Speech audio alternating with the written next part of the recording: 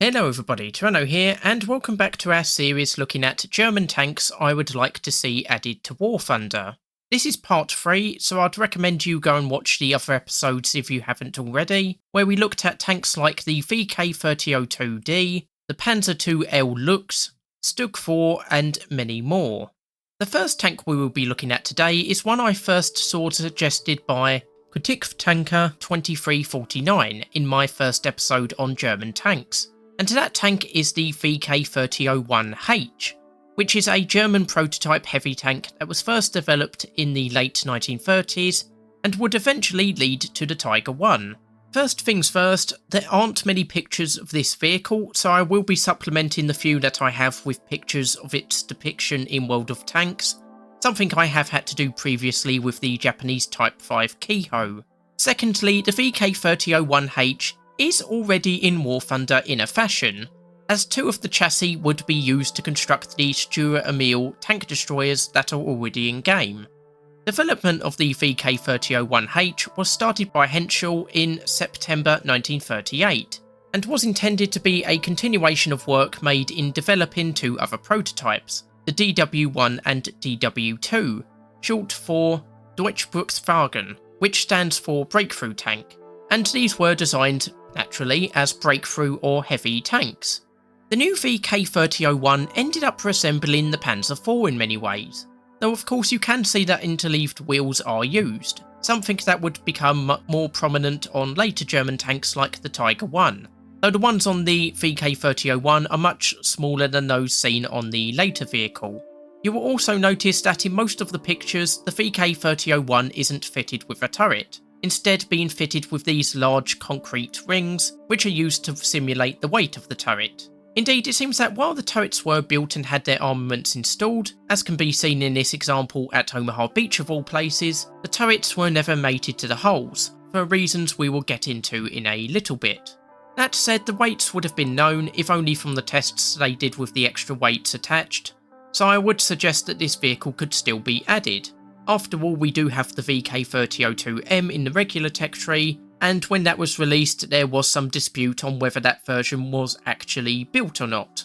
Now when it comes to the armament of the VK3001H, it seems that originally two weapons were primarily considered, these being the 75mm KWK-37 length 24 gun as used on the early Panzer IVs and Stug 3s, or a tank-mounted version of the 105mm length 28 howitzer, though it seems only the 75mm gun was ever installed in the turret. This would give the VK3001 a maximum penetration of 45mm at 500 meters with the APC-BC shell, and 100mm with its best heat shell, while still carrying a HE and smoke shell. The secondary armament would consist of two 7.92mm machine guns, one in the bow and one in a coaxial position, perfect for fending off any soft-skinned vehicles that might not warrant a shell being fired. The armour of the VK3001H was 50mm for the front and rear of the hull and turret, with the sides being 30mm thick,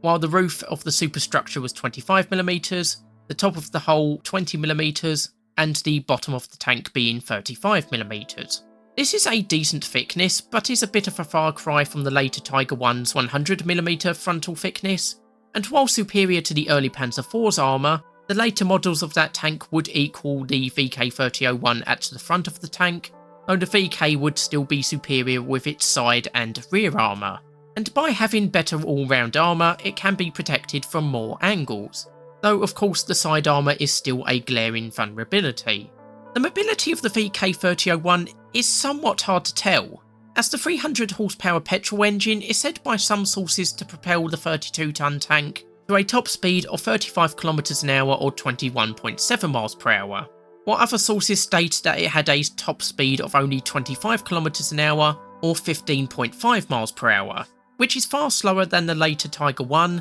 contemporary Panzer IVs, and only 4 km an hour or 2.5 miles per hour faster than the 188-ton Maus Super Heavy tank. I'm not sure of the reason why there is such a large discrepancy in speed between the sources, though it should be noted that the Stuart Emil in-game has an identical speed as the lower figure while using the same chassis, though of course that vehicle is 4 tons heavier. Overall, the choice of which figure to use would obviously make a rather large difference in game. For example, if using the lower speed limit, this would make manoeuvring across the battlefield a somewhat painful experience, made worse when going cross-country, and of course influencing players to stick to flat, paved terrain, which could limit tactical options when attacking into enemy defences, while if it was given the faster speed, it would give much better options for manoeuvring across the battlefield and outflanking enemies.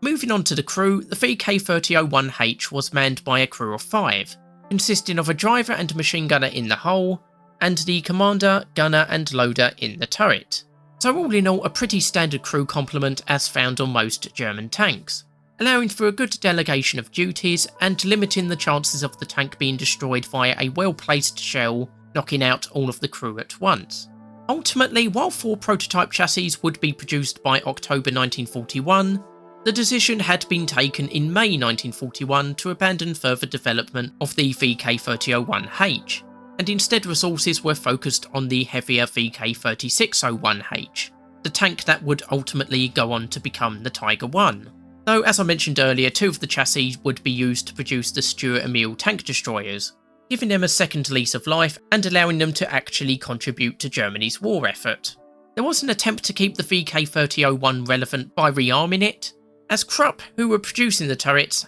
had been asked for the turret to be adapted to carry the 75mm KWK Length 43 gun, as by now it was clear that the short 75mm gun was almost useless for tank engagements. However, Krupp replied that the turret would need to be enlarged, with the biggest gun it was able to fit at the time being the 50mm KWK 39 Length 60, as used on the later Panzer IIIs. Further development seems to have been completely stopped at this point, though as mentioned earlier, many of the turrets were still produced and fitted with a short 75mm gun, whereupon they were used as shore fortifications. Overall, the VK3001H does somewhat remind me of the Italian prototype of the P40 heavy tank that I covered in an episode on Italian tanks, which also started life as a rather conventional looking tank with a short 75mm gun and 50mm of armour, though that tank was heavily redesigned after examination of a Soviet T-34, something that could have easily been done with the VK3001H, though it seems it would be unlikely to be much better than the already existing Panzer IV, thus making it a better choice to scrap the whole development. But where should the VK3001H go in War Thunder? In theory it could be a premium or event tank and it would work as such a vehicle, but I could still possibly see it as a regular tech tree tank, possibly in the heavy tank lineup between the Panzer IIIJ and Panzer IIIJ1, or possibly between the Panzer IV F1 and the Panzer IV F2. Now, I can see there being some disagreements on adding this tank, as ultimately it was a prototype that was never fully fitted with a functioning turret and armament, but if Gaijin does decide to add it, I could see it being an interesting alternative to the Panzer III and IV, having better armour than those tanks and a good if not spectacular armament, with its only massive downside being its mobility. But I suspect players would like playing this ancestor of the Tiger I, and I definitely think it could be a good tank to play in War Thunder. We now come to the 15cm SIG 33/2 SF Auf Jagdpanzer 38T, which is a self-propelled artillery vehicle based on the Jagdpanzer 38T, and this vehicle was suggested by Logan B 7059 in my first episode looking at German tanks.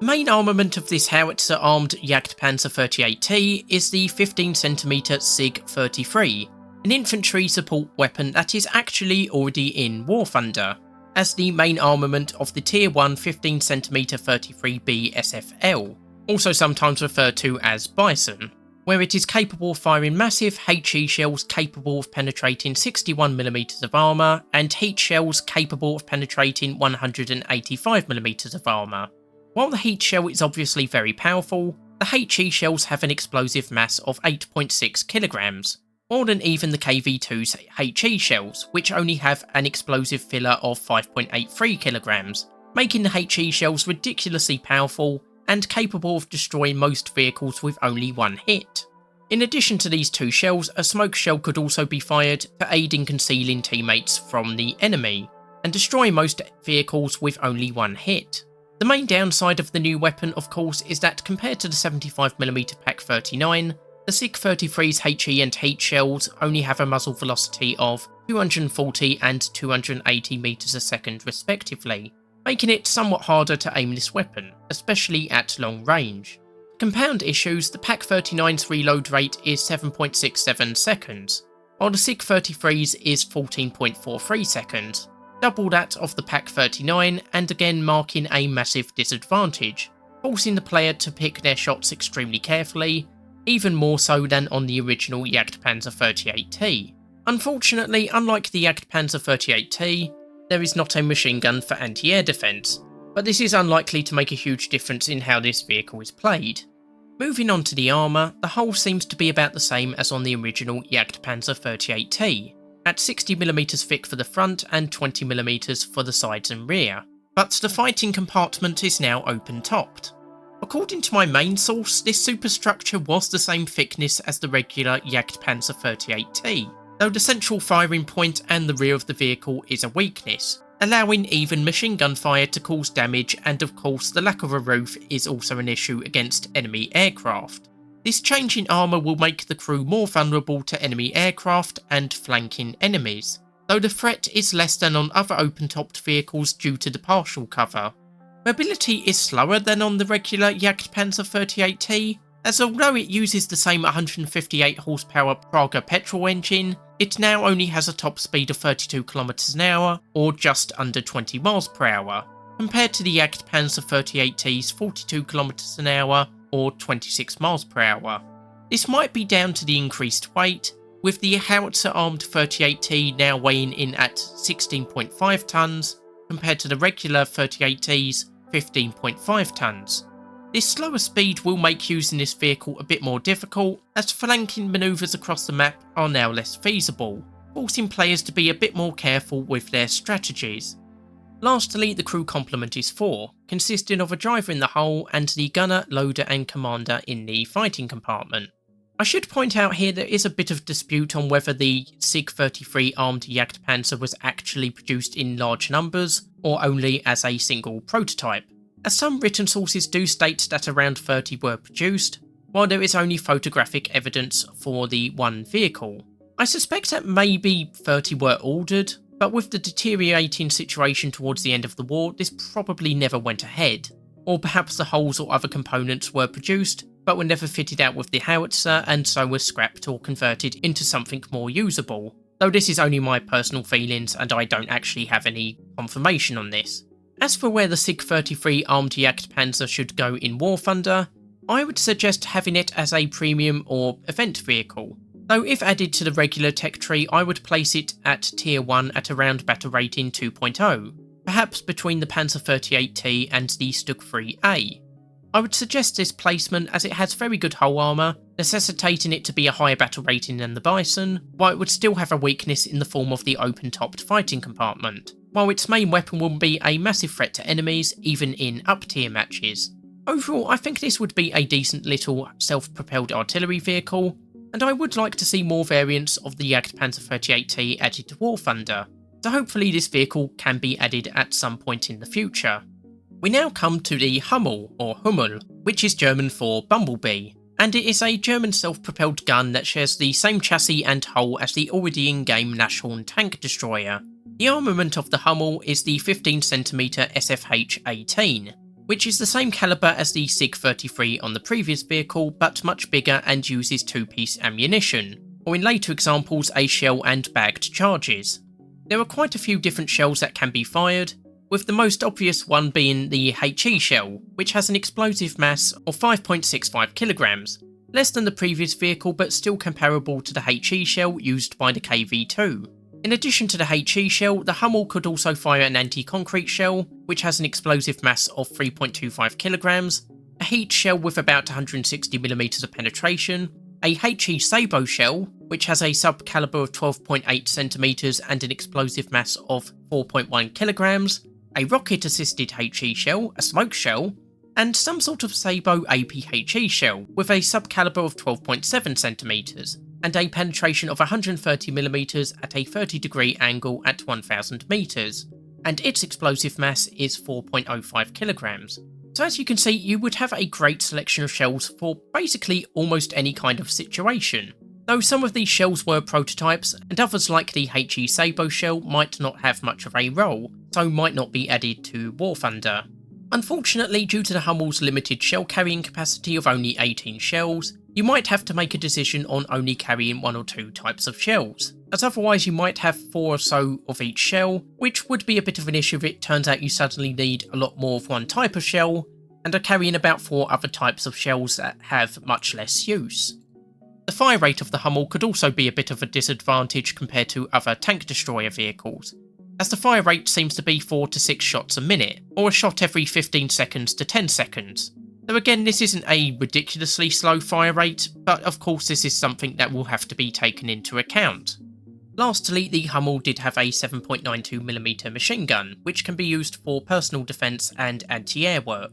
Armour as to be expected is light, maxing out at 30mm, though primarily it is much thinner than this on most places on the Hummel, with the superstructure itself being about 10mm thick, hardly helping to protect against anything except for shell splinters and the odd small arms fire. To make things worse, the fighting compartment is open-topped. Hardly an ideal situation, especially if enemy aircraft are roving about and decide to strafe you, likely knocking out much of your crew and easily destroying the vehicle if they decide to use bombs or rockets. That said, the Hummel should be primarily engaging from long distances, where enemy return fire is less likely to hit, while concealment will help to prevent enemy aircraft from locating and destroying you. The max speed of the Hummel is 42 km an hour or 26 miles per hour, slightly faster than the Nashorn at 40 km an hour or 24.8 miles per hour, which can be primarily put down to the Nashorn weighing about 400 kg more than the Hummel. Of course, it will be easiest to reach this top speed on terrain such as flat roads, but testing of the Nashorn does show that it can reach its top speed pretty quickly on cross-country terrain, and with the Hummel being slightly faster, it will no doubt be pretty manoeuvrable on the battlefield, something that players will be sure to take an advantage of. Moving on to the crew complement, sources do seem a little bit unclear here, with some sources stating that the Hummel had a crew of 5, the same as the Nashorn, while others state 6 or even 7. Indeed, while looking for pictures of the Hummel, I have seen crews of both 5 and 7, which just further muddies the waters. I suspect the actual crew complement is 6, consisting of a driver in the hull and the commander, gunner and 3 other gun crew members, presumably labelled in-game as loaders. Though, curiously, on the Nashorn, one of its crew members is labelled as a machine gunner and is placed in the hull with the driver, though whether this would be the case with the Hummel, I am unsure. Either way, by having the extra crew member, the Hummel will be slightly harder to destroy via crew losses, while also helping to absorb the negative effects of crew being knocked out, as there is now one extra person to take over a job if needed.